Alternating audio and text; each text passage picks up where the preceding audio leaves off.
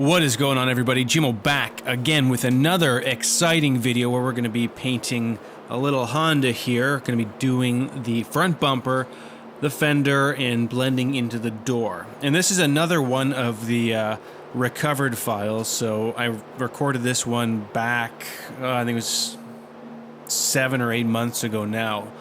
So I only remember so much about this job. It was done out in North Bay, so this was around the same time I did that white 3-stage, and I've mixed in a little bit of footage in there that I don't know if I posted last time relating to that job. But anyway, what we're going to do right now is get a coat of sealer on this fender. So whenever you're spraying sealer, you want to be careful about your edges, and that's a common complaint a lot of people seem to be concerned about with sealers. So sometimes people will prime them instead and then sand them, but you don't want to get any sealer through that crack, or else it'll get all in the jams and the paint won't go down to cover it properly. Now there is a clear sealer I'm using all Glasurit products today.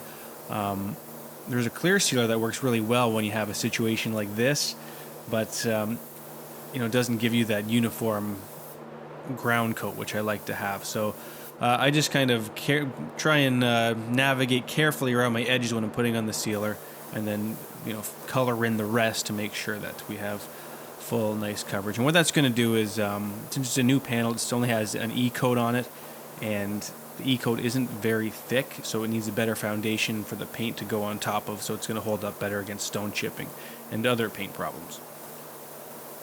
So with this bumper, I'm going to just do all my offsets first. That's generally how I like to operate. I think that's probably the best way to operate when it comes to applying sealer, clear, and even base coat, is try to do all of your offsets first and then do the bigger parts of the surface. So I'm just going to color it all in here, and that's going to make it all nice and even for my base coat.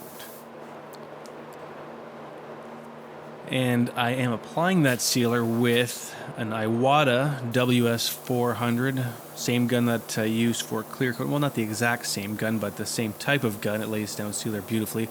And for base coat today, we're using the Iwata LS400, and, well, actually, I shouldn't say that. Right now, I'm putting on the 90M5, which is the clear, like a blending solution that you can put over your blend panels, fills in any micro scratches, and just makes blending out a little bit easier. You don't really need to use it. Oh yeah, I did use the Iwata base coat gun for this as well. So we're going to just color that in and blend it out a little bit as we go. Now, it's not the worst thing in the world to be doing the narration 7 months after the paint job, because it's a more enjoyable for me as well, because now I can watch this video and I can look and be like, what was going on? It's something new and exciting. But no, seriously, I do need to get the editing done a little bit quicker, so I know what's going on. I can give you guys some more information on these jobs. But I mean, it's not that exciting of a job. It's pretty straightforward. Probably represents 90% of the jobs that go through the booth. 2 panels, and a bumper. So nothing too fancy here. They can't all be these custom painted Ferraris, unfortunately. So I've already mentioned I'm using Glasurit paint. This is Glasurit's 90-line waterborne base coat that I'm using. So it's comparable to the Onyx solvent, except it's a little bit thinner and it covers a little bit better. It sprays a little nicer as well. I find it a little bit easier to work with, but they're not all that different in terms of application. Now, I was talking about the white 3-stage job, so I wanted to just kind of show you what happens in between paint jobs, or when you're working on one job. You always have to be thinking ahead to the next one to stay productive. And if you have a potential color issue, or if you have a 3-stage white like this one here, you always want to do a letdown panel so you can see how the pearls are going to affect, well, each coat of pearl is going to affect the color. So you want to be working on other jobs that are out in the shop in between flash times. Make your flash times as productive as you can, and you will be a very successful painter.